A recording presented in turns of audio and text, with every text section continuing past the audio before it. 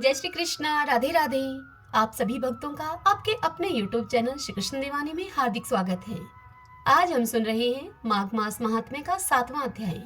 सर्वप्रथम भगवान का स्मरण करते हुए आप सभी बोलिए ओम नमो भगवते वासुदेवाय, श्री राधा कृष्णाभ्याम नमो नमः। महर्षि वशिष्ठ जी राजा दिलीप से कहते हैं कि हे राजन, इस प्रकार महानुभाव मृगशृंग वैश्य को हाथी की योनि से मुक्त करके स्वयं गले तक पानी में खड़े होकर सूर्य नंदन यमराज की स्तुति करने लगे। वे यमराज के 14 नामों की स्तुति करते हुए कहने लगे ओम यम, धर्मराज, मृत्यु, अनंतक, वैवस्वत, काल, सर्वभूतक्षय, औदुंबर, दधन, नील, परमेष्टि, वर्कोदर, चित्र और चित्रगुप्त। इन 14 नामों से पुकारे जाने वाले भगवान यमराज को मेरा नमस्कार है, जिनका मुख दाढ़ों के कारण विकराल प्रतीत होता है और टेढ़ी भुओं से युक्त आंखें क्रूरतापूर्ण जान पड़ती हैं, जिनके शरीर में ऊपर की ओर उठे हुए बड़े बड़े रोम हैं तथा होठ भी बहुत लंबे दिखाई देते हैं। ऐसे आप यमराज को नमस्कार है। आपके अनेक भुजाएं हैं, अनंत नख हैं तथा कजलगिरी के समान काला शरीर और भयंकर रूप है आपका। आपको मेरा नमस्कार है। हे भगवान, आपका वेश बड़ा भयानक है। आप पापियों को भय देते हैं, काल दंड से धमकाते हैं और सब प्रकार के अस्त्र शस्त्र आप धारण करते हैं। बहुत बड़ा भैंसा आपका वाहन है। आपके नेत्र धधकते हुए अंगारों के समान जान पड़ते हैं। आप महान हैं। मेरु पर्वत के समान आपका विशाल रूप है। आप लाल माला और वस्त्र धारण करते हैं। आपको नमस्कार है। संपूर्ण जगत को ग्रास बना लेते हैं, पर्वतों को भी चबा जाते हैं और मुख से आग उगलते हैं। कल्पांत के मेघों की भांति जिनकी गंभीर गर्जना और प्रलयकालीन वायु के समान प्रचंड वेग है, जो समुद्र को भी पी जाते हैं, उन भगवान यमराज को नमस्कार है। हे भगवान, अत्यंत घोर और अग्नि के समान तेजस्वी काल रूप मृत्यु और बहुत से रोग आपके पास सेवा में उपस्थित रहते हैं। आपको नमस्कार है। आप भयानक मारी और अत्यंत भयंकर महामारी के साथ रहते हैं। पापियों के लिए आपका ऐसा ही स्वरूप है। आपको बारंबार नमस्कार है। वास्तव में तो आपका मुख खिले हुए कमल के समान प्रसन्नता से पूर्ण है। आपके नेत्रों में करुणा भरी है। आप पितृ स्वरूप हैं। आपको नमस्कार है। आपके केश अत्यंत कोमल हैं और आपके नेत्र बोहों की रेखा से सुशोभित हैं। आपके मुख के ऊपर मूंछ बड़ी सुंदर जान पड़ती है। पके हुए बिंब फल के समान लाल होठ आपकी इस शोभा को बढ़ाते हैं। आप 2 भुजाओं से युक्त स्वर्ण के समान कांतिमान और सदा ही प्रसन्न रहने वाले हैं। आपको नमस्कार है। आप सब प्रकार के आभूषणों से विभूषित, रत्नमय सिंहासन पर विराजमान, श्वेत माला और श्वेत वस्त्र धारण करने वाले और श्वेत छत्र से सुशोभित हैं। आपके दोनों ओर 2 दिव्य नारियां खड़ी होकर हाथों में सुंदर चंवर लिए हुए चंवर को डुला रही हैं। आपको नमस्कार है। गले के रत्नमय हार से आप बड़े सुंदर जान पड़ते हैं। रत्नमय कुंडल आपके कानों की शोभा को बढ़ाते हैं। आपके हार और भुजबंद भी रतन के ही हैं तथा आपके किरीट में नाना प्रकार के रतन जड़े हुए हैं। आपकी कृपा दृष्टि सीमा का अतिक्रमण कर जाती है। आप मित्र भाव से सबको देखते हैं। सब प्रकार की संपत्तियां आपको समृद्धशाली बनाती हैं। आप सौभाग्य के परम आश्रय हैं तथा धर्म और अधर्म के ज्ञान में निपुण सभासद आपकी उपासना किया करते हैं। आपको नमस्कार है। सैमनीपुरी की सभा में शुभ रूप वाले धर्म, शुभ लक्षण सत्य, चंद्रमा के समान मनोहर रूपधारी शम, दूध के समान उज्जवल दम तथा वर्णाश्रम जनित विशुद्ध आचार आपके पास मूर्तिमान होकर सेवा में उपस्थित रहते हैं। आपको नमस्कार है। आप साधुओं पर सदा ही स्नेह रखते हैं। अपनी वाणी से उनमें प्राणों का संचार करते हैं, वचनों से उन्हें संतोष देते हैं और गुणों से तो उन्हें आप सर्वस्व समर्पण करते हैं।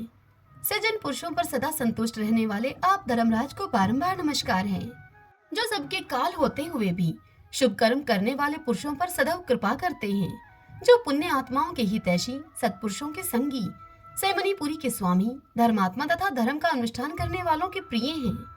उन धर्मराज को नमस्कार है, जिसके पीठ पर लटके हुए घंटों की ध्वनि से सारी दिशाएं गूंज उठती हैं तथा जो ऊंचे ऊंचे सींगों और फुंकारों के कारण अत्यंत भीषण प्रतीत होता है। ऐसे महान भैंसे पर जो विराजमान रहते हैं और जिनकी 8 बड़ी बड़ी भुजाएं कर्मशः, नाराज, शक्ति, मूषल, खड़ग, गदा, त्रिशूल, पाश और अंकुश से सुशोभित हैं, उन भगवान यमराज को नमस्कार है, जो 14 सत्पुरुषों के साथ बैठकर जीवों के शुभाशुभ कर्मों का भली भांति विचार करते हैं, साक्षियों के द्वारा अनुमोदन कराकर उन्हें दंड देते हैं तथा संपूर्ण विश्व को शांत रखते हैं। उन दक्षिण दिशा के स्वामी शांत स्वरूप यमराज को नमस्कार है, जो कल्याण स्वरूप भयहारी, सोच, संतोष आदि नियमों में स्थित मनुष्यों के नेत्रों को प्रिय लगने वाले सावर्णी, सनश्चर और वैवस्वत मनु, इन तीनों की माता के सौतेले पुत्र विवस्वान सूर्यदेव को कहा जाता है। विवस्वान के आत्मस्थ तथा सदाचारी मनुष्यों को वर देने वाले हैं। उन भगवान यम को नमस्कार है। हे भगवान, जब आपके दूत पापी जीवों को दृढ़ता पूर्वक बांधकर आपके सामने उपस्थित करते हैं, तब आप उन्हें यह आदेश देते हैं कि इन पापियों को अनेक घोर नरकों में गिराकर छेद डालो, इनके बड़े बड़े टुकड़े कर दो, इनको जला दो, इनको सुखा डालो, इनको पीस दो। इस प्रकार की बातें कहते हुए यमुना जी के ज्येष्ठ भ्राता आप यमराज को मेरा प्रणाम है। जब आप अनंतक रूप धारण करते हैं, उस समय आपके गोलाकार नेत्र किनारे किनारे से लाल दिखाई देते हैं। आप भीम रूप होकर भय प्रदान करते हैं। आपकी टेढ़ी भुहों के कारण आपका मुख वक्र जान पड़ता है। आपके शरीर का रंग उस समय नीला हो जाता है तथा आप अपने निर्दयी दूतों के द्वारा शास्त्रोक्त नियमों का उल्लंघन करने वाले पापियों को खूब कड़ाई के साथ धमकाते हैं। आपको सर्वदा नमस्कार है, जिन्होंने 5 महायज्ञों का अनुष्ठान किया है तथा जो अपने कर्मों के पालन में सदा संलग्न रहे हैं। ऐसे लोगों को दूर से ही विमान पर आते हुए देखकर आप दोनों हाथ जोड़े हुए आगे बढ़कर उनका स्वागत करते हैं। आपके नेत्र कमल के समान विशाल हैं तथा आप माता संज्ञा के सुयोग्य पुत्र हैं। आपको मेरा प्रणाम है, जो संपूर्ण विश्व से उत्कृष्ट, निर्मल, विद्वान, जगत के पालक, ब्रह्मा, विष्णु तथा शिव के प्रिय, सबके शुभाशुभ कर्मों के उत्तम साक्षी तथा समस्त संसार को शरण देने वाले हैं। उन भगवान यम को मेरा नमस्कार है। वशिष्ठ जी राजा दिलीप से इस कथा को सुनाते हुए आगे कहते हैं कि हे राजन, इस प्रकार स्तुति करके मृंग श्रृंग ने उदारता और करुणा के भंडार तथा दक्षिण दिशा के स्वामी भगवान यम का ध्यान करते हुए उन्हें साष्टांग प्रणाम किया। इससे भगवान यम को बड़ी प्रसन्नता हुई। वे महान तेजस्वी रूप धारण किए हुए मुनि के सामने प्रकट हो गए। उस समय उनका मुख कमल प्रसन्नता से खिला हुआ था और किरीट, हार, केयूर तथा मणिमय कुंडल धारण करने वाले अनेक सेवक चारों ओर से उनकी सेवा में उपस्थित थे। यमराज ने मृंगश्रृंग मुनि से कहा कि हे मुने, मैं तुम्हारे इस स्तोत्र से बहुत संतुष्ट हूँ और तुम्हें वर देने के लिए यहाँ पर आया हूँ। तुम मुझसे मनवांछित कोई वर मांगो, मैं तुम्हें अभिष्ट वस्तु प्रदान करूंगा। यमराज की इस बात को सुनकर मुनीश्वर मृंगश्रृंग उठकर खड़े हो गए। यमराज को सामने उपस्थित देखकर उन्हें बड़ा विस्मय हुआ। उनके नेत्र प्रसन्नता से खिल उठे। कृतांत को पाकर उन्होंने अपने को सफल मनोरथ समझा और हाथ जोड़कर उन्होंने यम से कहा कि हे भगवान, इन कन्याओं को आप प्राणदान दीजिए। मैं आपसे बारंबार यही याचना करता हूँ। मृंगश्रृंग मुनि का यह कथन सुनकर धर्मराज ने अदृश्य रूप से उन सभी ब्राह्मण कन्याओं को उनके शरीर में भेज दिया। फिर तो सोकर उठे हुए की भांति वे कन्याएं उठ खड़ी हुई। अपनी सभी बालिकाओं को सचेत होते हुए देखकर माताओं के हर्ष की सीमा न रही। वे सब बड़ी हर्षित हुई। कन्याएं अब पहले की ही भांति अपना अपना वस्त्र पहनकर माताओं को बुलाकर उनके साथ अपने घर को गई। वशिष्ठ मुनि इतनी कथा सुनाकर राजा दिलीप से कहते हैं कि हे राजन, इस प्रकार विप्रवर मृगश्रृंग को वरदान देकर यम देवता अपने पार्षदों के साथ अंतर्ध्यान हो गए। इधर ब्राह्मण भी यमराज से वरदान पाकर बड़ी प्रसन्नता के साथ अपने आश्रम को लौटे। जो मानव प्रतिदिन यमराज की इस स्तुति का पाठ करेगा, उसे कभी भी यम यातना नहीं भोगनी पड़ेगी।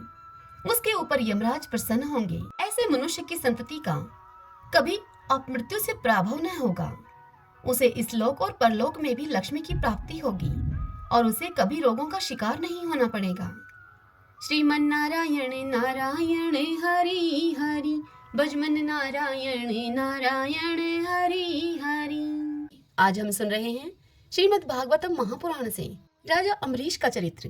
राजा परीक्षित ने श्री शुकदेव जी से पूछा कि भगवान, मैं परम ज्ञानी राज ऋषि अम्बरीश का चरित्र सुनना चाहता हूँ। ब्राह्मणों ने क्रोधित होकर उन्हें ऐसा दंड क्यों दिया जो कि किसी भी प्रकार टाला नहीं जा सकता। परंतु ब्राह्मणों के द्वारा दिया हुआ वह दंड भी उनका कुछ बिगाड़ न सका। ऐसा क्यों? यह सुनकर श्री शुकदेव जी ने परीक्षित से कहा कि हे परीक्षित, अम्बरीश बड़े भाग्यवान थे। पृथ्वी के सातवां द्वीप, अचल संपत्ति और अतुलनीय ऐश्वर्य उनको प्राप्त था, जबकि ये सब साधारण मनुष्यों के लिए अत्यंत दुर्लभ वस्तुएं हैं। फिर भी वे इन्हें स्वपन तुल्य समझते थे, क्योंकि वे जानते थे कि जिस धन वैभव के लोभ में पड़कर मनुष्य घोर नरक में जाता है, वह केवल 4 दिन की चांदनी है। उसका दीपक तो बुझा बुझाया है। भगवान श्री कृष्ण में और उनके प्रेमी साधुओं में उनका परम प्रेम था। उस प्रेम के प्राप्त हो जाने पर तो यह सारा विश्व और इसकी समस्त संपत्तियां मिट्टी के ढेले के समान जान पड़ती हैं। उन्होंने अपने मन को श्री कृष्णचंद्र के चरणारविंद युगल में और अपनी वाणी को भगवत अनुवाद वर्णन में, हाथों को श्री हरि मंदिर के मार्जन और सेचन करने में और अपने कानों को भगवान अच्युत की मंगलमय कथा के श्रवण में लगा रखा था। उन्होंने अपने नेत्र मुकुंद मूर्ति एवं मंदिरों के दर्शन में, अंग संग भगवत भक्तों के शरीर स्पर्श में, अपनी नासिका को उन्होंने भगवान श्री कृष्ण के चरण कमलों पर चढ़ी हुई श्रीमती तुलसी के दिव्य गंध में और अपनी जीवा को भगवान के प्रति अर्पित नैवेद्य प्रसाद में संलग्न कर दिया था। अम्बरीश के पैर भगवान के क्षेत्र आदि की पैदल यात्रा करने में ही लगे रहते थे और वे सिर से भगवान श्री कृष्ण के चरण कमलों की वंदना किया करते। राजा अम्बरीश ने माला, चंदन आदि भोग सामग्री को भगवान की सेवा में समर्पित कर दिया था, भोगने की इच्छा से नहीं, बल्कि इसलिए कि इससे वह भगवत प्रेम प्राप्त हो, जो कि पवित्र कीर्ति भगवान के निज जनों में ही निवास करता है। इस प्रकार उन्होंने अपने सारे कर्म यज्ञ पुरुष इंद्रियातीत भगवान के प्रति उन्हें सर्वात्मा एवं सर्व स्वरूप समझकर समर्पित कर दिए थे और भगवत भगत ब्राह्मणों की आज्ञा के अनुसार वे इस पृथ्वी का शासन करते थे। हे परीक्षित, राजा अम्बरीश ने दानव नाम के निर्जल देश में सरस्वती नदी के प्रवाह के सामने वशिष्ठ, असित, गौतम आदि भिन्न भिन्न आचार्यों के द्वारा महान ऐश्वर्य के कारण सर्वांग परिपूर्ण तथा बड़ी बड़ी दक्षिणा वाले अनेकों अश्वमेध यज्ञ करके यज्ञ अधिपति भगवान की आराधना की थी। उनके यज्ञों में देवताओं के साथ जब सदस्य और ऋत्विज बैठ जाते थे, तब उनकी पलकें नहीं पड़ती थी और वे अपने सुंदर वस्त्र और वैसे ही रूप के कारण देवताओं के समान दिखाई पड़ते थे। उनकी प्रजा महात्माओं के द्वारा गाए हुए भगवान के उत्तम चरित्रों का किसी समय बड़े प्रेम से श्रवण करती और किसी समय उनका गान करती। इस प्रकार उनके राज्य के मनुष्य देवताओं के अत्यंत प्यारे स्वर्ग की भी इच्छा नहीं करते। वे अपने हृदय में अनंत प्रेम का दान करने वाले श्री हरि का नित्य निरंतर दर्शन करते ही रहते थे। इसलिए उन लोगों को वह भोग सामग्री भी हासिल नहीं कर पाती थी, जो बड़े बड़े सिद्धों को भी दुर्लभ है। ये वस्तुएं उनको आत्मा आनंद के सामने अत्यंत तुच्छ और तिरस्कृत थी। राजा अम्बरीश इस प्रकार तपस्या से युक्त भक्ति योग और प्रजा पालन रूप स्वधर्म के द्वारा भगवान को प्रसन्न करने लगे और धीरे धीरे उन्होंने सभी प्रकार की आसक्तियों का परित्याग कर दिया। घर, स्त्री, पुत्र, भाई बंधु, बड़े बड़े हाथी, रथ, घोड़े एवं पैदलों की चतुरंगिनी सेना, अक्षय रतन, आभूषण और आयुध आदि समस्त वस्तुएं तथा कभी समाप्त न होने वाले कोशों के संबंध में उनका ऐसा दृढ़ निश्चय था कि वे सबके सब असत्य हैं।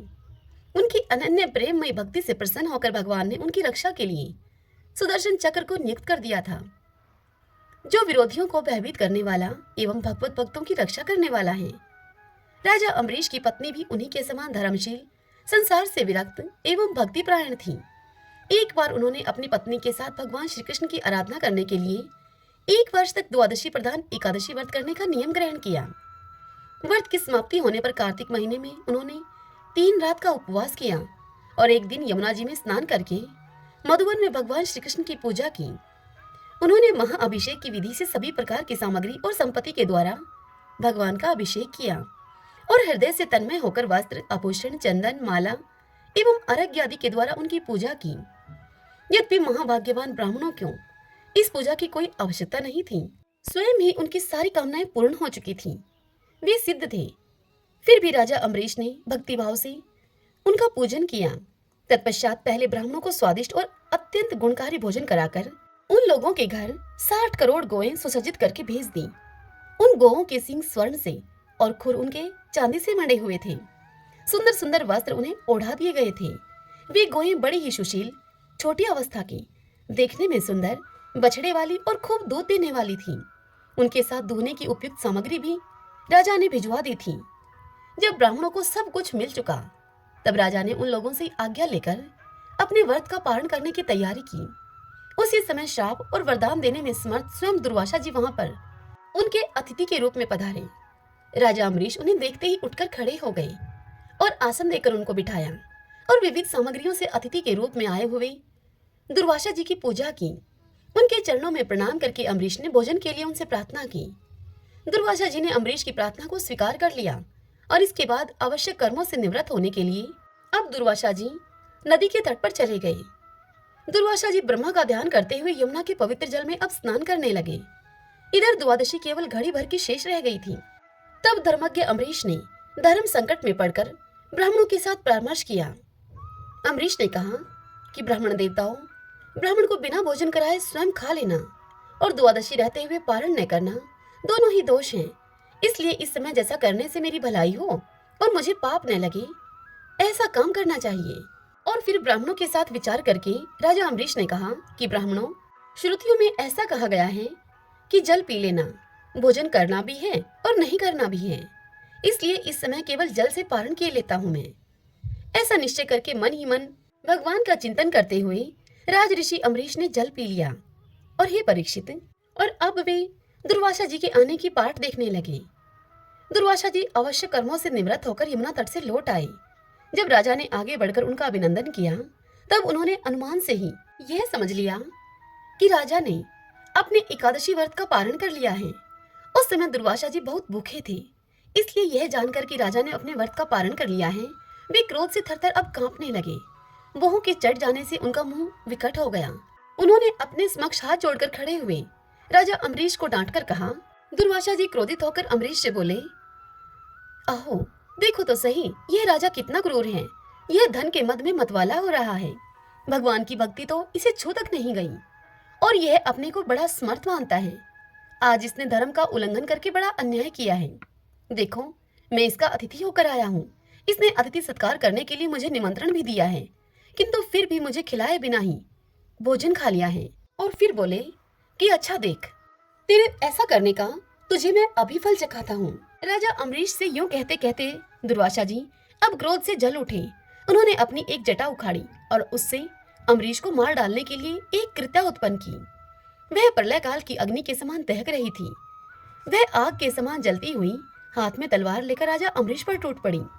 उस समय उसके पैरों की धमक से पृथ्वी कांप रही थी, परंतु राजा अम्बरीश उसे देखकर उससे तनिक भी विचलित नहीं हुए। वे एक पग भी आगे या पीछे नहीं हटे, जो के त्यों वे खड़े रहे। परम पुरुष परमात्मा ने अपने सेवक की रक्षा के लिए पहले से ही सुदर्शन चक्र को नियुक्त कर रखा था। जैसे आग क्रोध से गुर्राते हुए सांप को भस्म कर देती है, वैसे ही चक्र ने दुर्वासा जी की कृत्या को जलाकर राख का ढेर बना दिया। जब दुर्वासा जी ने देखा कि मेरी बनाई हुई कृत्या तो जल रही है और भगवान का वह सुदर्शन चक्र मेरी ओर आ रहा है, तब वे भयभीत होकर अपने प्राण बचाने के लिए जी छोड़कर एकाएक भाग निकले। जैसे ऊंची नीची लपटों वाला दावानल सांप के पीछे दौड़ता है, ठीक वैसे ही भगवान का चक्र उनके पीछे पीछे दौड़ने लगा। जब दुर्वासा जी ने देखा कि चक्र तो मेरे पीछे लग गया है, तब दुर्वासा जी सुमेरु पर्वत की गुफा में प्रवेश करने के लिए सुमेरु पर्वत की दिशा की ओर दौड़े। दुर्वासा जी दिशा, आकाश, पृथ्वी, अतल वितल आदि नीचे के लोक, समुद्र, लोकपाल और उनके द्वारा सुरक्षित लोक एवं स्वर्ग तक में गए। परंतु जहां जहां वे गए वहीं वहीं उन्होंने असह्य तेज वाले सुदर्शन चक्र को अपने पीछे लगा देखा। जब उन्हें कहीं भी कोई रक्षक न मिला, अब तो वे और भी अधिक डर गए। अपने लिए त्राण ढूंढते हुए दुर्वासा जी अब देव शिरोमणि ब्रह्मा जी के पास गए और उनसे जाकर बोले, हे ब्रह्मा जी, आप स्वयं भू हैं, भगवान के इस तेजोमय चक्र से मेरी आप रक्षा कीजिए। तब ब्रह्मा जी ने दुर्वासा जी से कहा कि जब मेरी 2 प्रार्थ की आयु समाप्त होगी और काल स्वरूप भगवान अपनी यह सृष्टि लीला समेटने लगेंगे और इस जगत को जलाना चाहेंगे, उस समय उनके भूभ्रंग मात्र से यह सारा संसार और मेरा यह लोक भी लीन हो जाएगा। मैं, शंकर जी, दक्ष, भृगु आदि प्रजापति, भूतेश्वर, देवेश्वर आदि सब जिनके बनाए हुए नियमों में बंधे हैं तथा जिनकी आज्ञा सिरोधार्य करके हम लोग संसार का हित करते हैं, उनके भक्त के द्रोही को बचाने के लिए हम समर्थ नहीं हैं। जब ब्रह्मा जी ने इस प्रकार कहकर दुर्वासा जी को निराश कर दिया, तब भगवान के चक्र से संतप्त होकर वे कैलाशवासी भगवान शंकर की शरण में गए। श्री महादेव जी ने दुर्वासा जी की सारी बात सुनकर उनसे कहा कि हे दुर्वासा जी, जिन अनंत परमेश्वर में ब्रह्मा जी जैसे जीव और उनके उपाधिभूत कोश इस ब्रह्मांड के समान ही अनेकों ब्रह्मांड समय पर पैदा होते हैं और समय आने पर फिर उनका पता भी नहीं चलता, जिनमें हमारे जैसे हजारों चक्कर काटते रहते हैं। उन प्रभु के संबंध में हम कुछ भी करने की सामर्थ्य नहीं रखते। हे दुर्वासा, मैं, सनत कुमार, नारद, भगवान ब्रह्मा, कपिल देव, अपांतर दम, देवल, धर्म, आसुरी तथा मरीच आदि दूसरे सर्वज्ञ सिद्धेश्वर, ये हम सभी भगवान की माया को नहीं जान सकते, क्योंकि हम उसी माया के घेरे में हैं। यह चक्र उन विश्वेश्वर का शस्त्र है। यह हम लोगों के लिए ऐसा है। तुम उन्हीं की शरण में जाओ, वे भगवान ही तुम्हारा मंगल करेंगे। अब दुर्वासा जी वहां से निराश होकर भगवान के परम धाम बैकुंठ में गए। लक्ष्मीपति भगवान लक्ष्मी के साथ वहां निवास करते हैं। दुर्वासा जी भगवान के चक्र की आग से जल रहे थे। बैकुंठ में पहुंचकर वे कांपते हुए भगवान के चरणों में जा गिर पड़े। उन्होंने कहा कि हे अच्युत, हे अनंत, आप संतों के एकमात्र वांछनीय हैं। हे प्रभु, हे विश्व के जीवनदाता, मैं अपराधी हूँ, आप मेरी रक्षा कीजिए। आपका परम प्रभाव न जानने के कारण ही मैंने आपके प्यारे भक्त का अपराध किया है। हे प्रभु, आप मुझे उससे बचाइए। आपके तो नाम का ही उच्चारण करने से नारकी जीव भी मुक्त हो जाता है। यह सुनकर श्री भगवान ने दुर्वासा से कहा, दुर्वासा जी, मैं सर्वथा भक्तों के अधीन हूँ। मुझ में तनिक भी स्वतंत्रता नहीं है। मेरे सीधे साधे सरल भक्तों ने मेरे हृदय को अपने हाथ में कर रखा है। भगत जन मुझको प्यार करते हैं और मैं उनसे। हे ब्राह्मण, अपने भक्तों का एकमात्र आश्रय मैं ही हूँ। इसीलिए अपने साधु स्वभाव भक्तों को छोड़कर मैं न तो अपने आप को चाहता हूँ और न अपनी अर्धांगिनी विनाश रहित लक्ष्मी जी को चाहता हूँ। जो भक्त स्त्री, पुत्र, ग्रह, गुरुजन, प्राण, धन, इहलोक और परलोक सभी कुछ छोड़कर केवल मेरी शरण में आ गए हैं, उन्हें छोड़ने का संकल्प मैं कैसे कर सकता हूँ? जैसे सती स्त्री अपने पतिव्रत से सदाचारी पति को वश में कर लेती है, ठीक वैसे ही मेरे साथ अपने हृदय को प्रेम बंधन में बांध रखने के लिए समदर्शी साधु भक्ति के द्वारा मुझे अपने वश में कर लेते हैं। मेरे अनन्य प्रेमी भगत सेवा से ही अपने को परिपूर्ण कृत्य कृत्य मानते हैं। मेरी सेवा के फलस्वरूप जब उन्हें सालोक्य, सारूप्य आदि मुक्तियां प्राप्त होती हैं, तब वे उन्हें भी स्वीकार नहीं करना चाहते। फिर समय के फेर से नष्ट हो जाने वाली वस्तुओं की तो बात ही क्या है। दुर्वासा जी, मैं आपसे और क्या कहूँ? मेरे प्रेमी भगत तो मेरे हृदय हैं और उन प्रेमी भक्तों का हृदय स्वयं मैं हूँ। वे मेरे अतिरिक्त और कुछ नहीं जानते तथा मैं उनके अतिरिक्त और कुछ नहीं जानता। दुर्वासा जी सुनिए, मैं आपको एक उपाय बतलाता हूँ, जिसका अनिष्ट करने के कारण आप इस विपत्ति में पड़े हैं। आप उन्हीं के पास जाइए, अर्थात आप राजा अम्बरीश के पास जाइए। निरपराध साधुओं के अनिष्ट की चेष्टा से अनिष्ट करने वाले का ही अमंगल होता है। इसमें संदेह नहीं कि ब्राह्मणों के लिए तपस्या और विद्या परम कल्याण के साधन है, परंतु यदि ब्राह्मण उद्दंड और अन्यायी हो जाए तो वे ही दोनों उल्टा फल देने लगते हैं। दुर्वासा जी, आपका कल्याण हो। आप नाभाग नंदन परम भाग्यशाली राजा अम्बरीश के पास जाइए और उनसे क्षमा मांगिए, तब आपको शांति मिलेगी। श्री शुकदेव जी कहते हैं कि हे परीक्षित, जब भगवान ने इस प्रकार दुर्वासा जी को आज्ञा दी, तब सुदर्शन चक्र की ज्वाला से जलते हुए दुर्वासा जी लौटकर राजा अम्बरीश के पास आए और उन्होंने अत्यंत दुखी होकर राजा के पैर पकड़ लिए।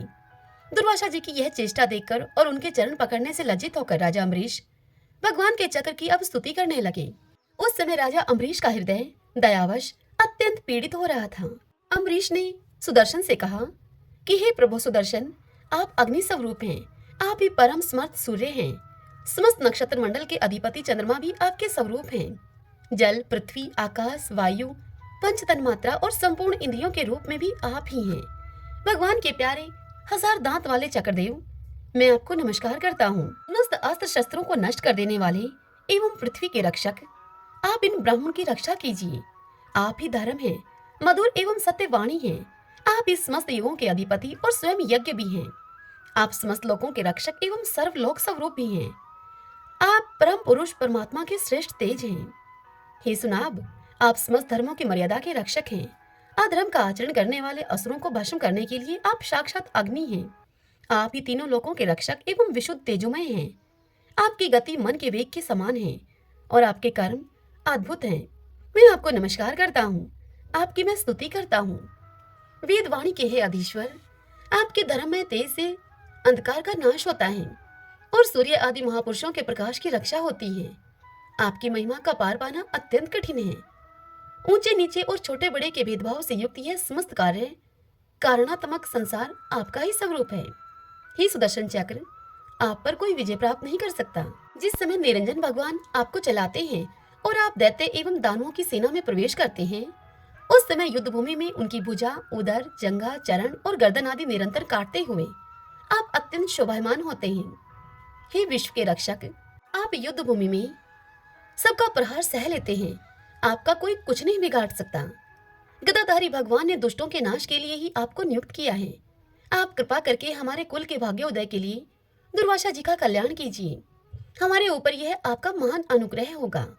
यदि मैंने कुछ भी दान किया हो, यज्ञ किया हो अथवा अपने धर्म का पालन किया हो, यदि हमारे वंश के लोग ब्राह्मणों को ही अपना आराध्य देव समझते रहे हों, तो दुर्वासा जी की जलन मिट जाए। भगवान समस्त गुणों के एकमात्र आश्रय हैं। यदि मैंने समस्त प्राणियों के आत्मा के रूप में उन्हें देखा हो और वे मुझ पर प्रसन्न हो, तो दुर्वासा जी के हृदय की सारी जलन मिट जाए। श्री शुकदेव जी राजा परीक्षित से कहते हैं कि हे परीक्षित, जब राजा अम्बरीश ने दुर्वासा जी को सब ओर से जलाने वाले भगवान के सुदर्शन चक्र की इस प्रकार से स्तुति की, तब उनकी प्रार्थना से चक्र शांत हो गया। जब दुर्वासा चक्र की आग से मुक्त हो गए और उनका चित्त स्वस्थ हो गया, तब वे राजा अम्बरीश को अनेकानेक उत्तम आशीर्वाद देते हुए उनकी प्रशंसा करने लगे।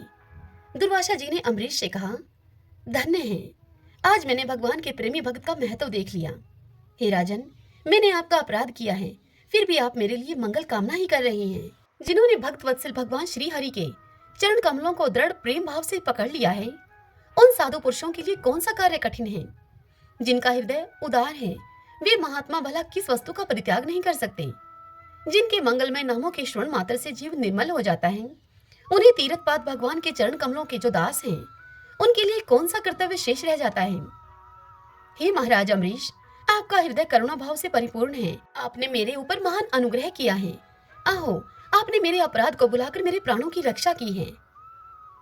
आगे शुकदेव जी परीक्षित से कहते हैं कि परीक्षित, जब से दुर्वासा जी भागे थे, तब से अब तक राजा अम्बरीश ने भोजन नहीं किया था। वे उनके लौटने की बाट देख रहे थे। तब उन्होंने दुर्वासा जी के चरण पकड़ लिए और उन्हें प्रसन्न करके विधि पूर्वक भोजन कराया। राजा अम्बरीश बड़े आदर से अतिथि के योग्य सब प्रकार की भोजन सामग्री ले आए। दुर्वासा जी भोजन करके अब तृप्त हो गई। अब उन्होंने आदर से कहा, हे राजन, अब आप भी भोजन कीजिए। अम्बरीश, आप भगवान के परम प्रेमी भगत हैं। आपके दर्शन, स्पर्श, बातचीत और मन को भगवान की ओर प्रवृत्त करने वाले इस आतिथ्य सत्कार से मैं अत्यंत प्रसन्न और अनुग्रहित हुआ हूँ। स्वर्ग की देवनाएं बार बार आपके इस उज्जवल चरित्र का गान करेंगी। यह पृथ्वी भी आपकी परम पुण्यमय कीर्ति का संकीर्तन करती रहेगी।